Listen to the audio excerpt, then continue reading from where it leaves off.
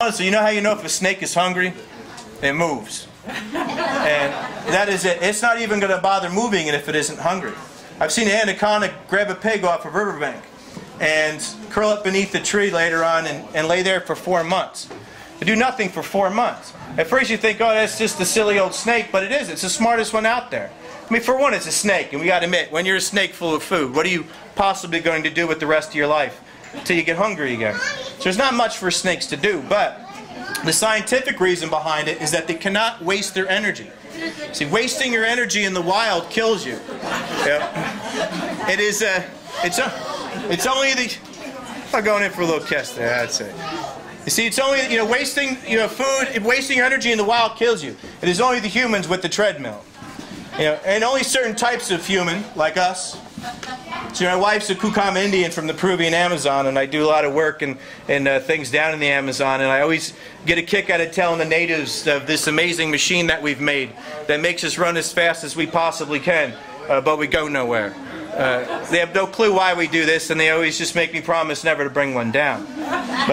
But even something like a hummingbird. A hummingbird has a brain equivalent to the size of a grain of rice. But it's able to remember every flower it drinks from in a day. Because it needs to, because if it doesn't, and it goes back to those empty flowers, that loss of energy within 1 day will kill her by nighttime. So on a slower scale, the snakes do the same thing of conserving that energy. And only moving when they have to. So what they do is when they grab something, they wrap and they get a good grab, but they're going to hold on and they're going to see how the prey reacts. Because any animal they've ever grabbed, the first thing it does is it goes like that because it's in shock and it's trying to fight for its life. Well, what the snake will do is get a good hold and then wait till the prey needs to exhale. And when the prey exhales and the lungs and the rib cage contract and get small there, the snake just needs to hold it in that position. And really the prey smothers themselves. They don't have to waste all that energy in crushing because they need that energy in eating.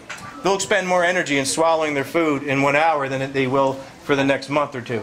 It's a huge process because everything goes down whole. I mean, this little boy here will swallow a full-grown rooster whole. It'll take about an hour and a half to do it, but he gets it down. This is also one that has kind of been wreaking havoc down south because of the people releasing them. There was free market on these for a while, on buying these. And they get big. As I said, a couple 100 pounds, almost 20 feet, sometimes over. And people release them. Now, if you release one up here, honestly, the first winter night's going to kill them. But, down in Georgia and Florida areas, the ecosystem is so close to their natural habitat, they're thriving.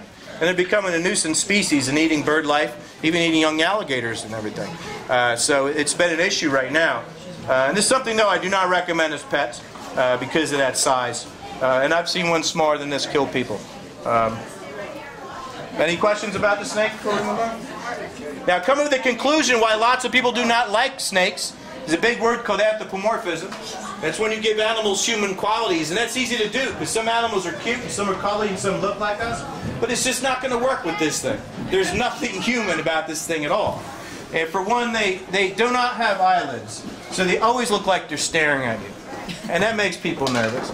Now, she's not going to break out a smile anytime soon, so you don't know if she had a bad day or not, if she's in a good mood. When I have them, when they're on you, you can feel by the way they move and the way they breathe kind of what's on their mind.